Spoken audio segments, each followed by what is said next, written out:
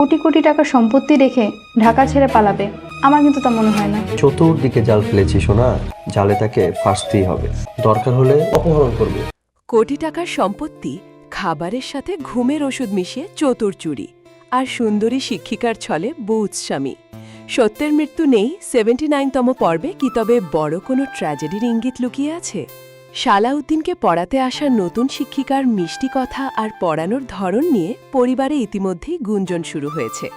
শিক্ষিকা যখন ছাত্রকে ডিয়ার বলে সম্বোধন করেন, সালাউদ্দিন তা সহজভাবে নিলেও স্ত্রী আমেনার চোখে তীব্র সন্দেহ জাগে। আমেনা শিক্ষিকাকে পরিবর্তন করতে বললেও সালাউদ্দিন তা কানেই তোলে না। এতে করে দুজনের সুন্দর দাম্পত্য জীবনে ধরেছে প্রথম বড় ফাটল। কিন্তু আপনি কি নাটকের একটি সূক্ষ্ম আর ভয়ঙ্কর রহস্য খেয়াল করেছেন? আলমারি থেকে টাকা চুরির রাতে পরিবারের সবার খাবারের সাথে ঘুমের ওষুধ মেশানো হয়েছিল। আরও অবাক করার মতো বিষয় হল, আলমারিতে প্রচুর টাকা থাকা সত্ত্বেও চোরেরা শুধু নির্দিষ্ট পরিমাণ টাকাই নিয়েছে। এর পেছনে স্পষ্ট ইঙ্গিত, বাইরের কোনো চোর নয়, বরং বাড়ির ভেতরেরই কেউ চোরকে মূল তথ্য সরবরাহ করেছে এবং সাজানো চুরির নাটক রচেছে। অন্যদিকে নেপথ্যে চলছে কোটি কোটি টাকার সম্পত্তি হাতিয়ে নেওয়ার নিখুঁত ষড়যন্ত্র। ফুফু আম্মা আগামী 20 দিনের মধ্যে লন্ডনে চলে যাবেন। তিনি দেশ ছাড়ার আগেই সম্পত্তি লিখে নেওয়ার চক্রান্ত চলছে, আর তা না হলে মুগ্ধকে অপহরণের গোপন ছক তৈরি করছে একদল স্বার্থপর মানুষ। এর মাঝেই রাস্তায় সালাউদ্দিনকে ঘিরে ধরা লাখ টাকার চাঁদাবাজদের নাটকটি লক্ষ্য করার মতো।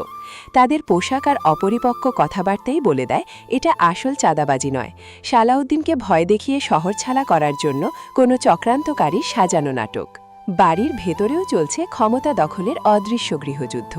আছিয়া ভাবি কৌশল করে জাহিরকে পাশে টেনে পুরো সম্পত্তির নিয়ন্ত্রণ নিজের হাতে নিতে রাতের আধারে গোপন মিটিং সাজাচ্ছে। তবে সব নাটকীয়তাকে ছাপিয়ে যায় রেস্তোরাঁয় আমেনার সেই তীক্ষ্ণ প্রশ্ন। সে সালাউদ্দিনকে সোজা জিজ্ঞেস করে, আমি যদি কোনো পুরুষ টিচারের সাথে এভাবে ঘণ্টার পর ঘণ্টা বন্ধ ঘরে পড়াশোনা আর গল্প করি, তোমার কেমন লাগবে? সালাউদ্দিনের মুখের হাসিমুখ মুহূর্তে থমকে যায় এবং সে প্রথমবারের মতো নিজের ভুলের মুখোমুখি দাঁড়ায়। ধারণা করা হচ্ছে আগামী পর্বে ফুফু আম্মা লন্ডনে যাওয়ার আগেই এই গোপন ষড়যন্ত্রের আসল চেহারা উন্মোচিত হতে শুরু করবে।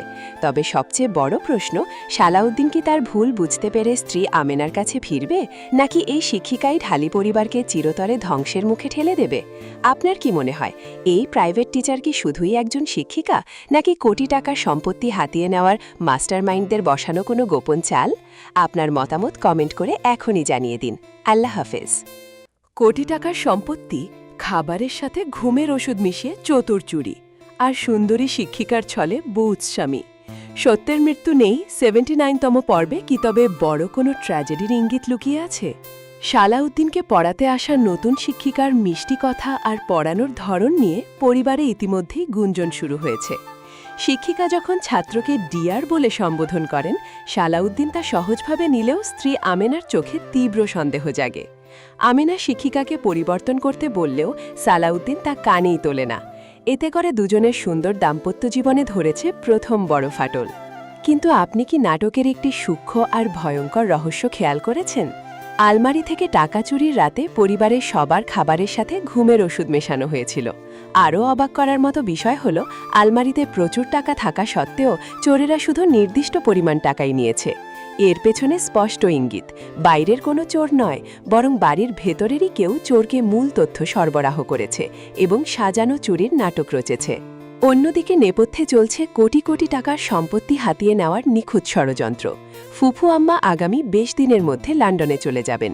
তিনি দেশ ছাড়ার আগেই সম্পত্তি লিখে নেওয়ার চক্রান্ত চলছে, আর তা না হলে মুগ্ধকে অপহরণের গোপন ছক তৈরি করছে একদল স্বার্থপর মানুষ। এর মাঝেই রাস্তায় সালাউদ্দিনকে ঘিরে ধরা লাখ টাকার চাঁদাবাজদের নাটকটি লক্ষ্য করার মতো।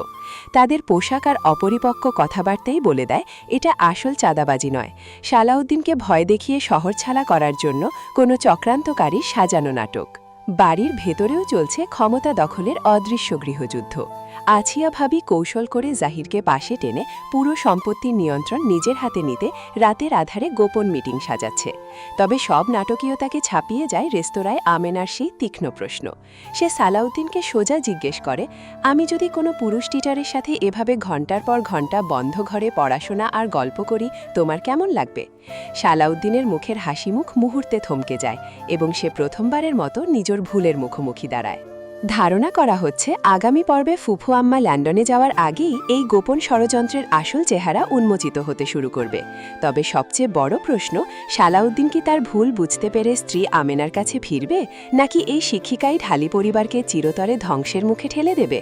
আপনার কি মনে হয়, এই প্রাইভেট টিচার কি শুধুই একজন শিক্ষিকা, নাকি কোটি টাকার সম্পত্তি হাতিয়ে নেওয়ার মাস্টারমাইন্ডদের বসানো কোনো গোপন চাল?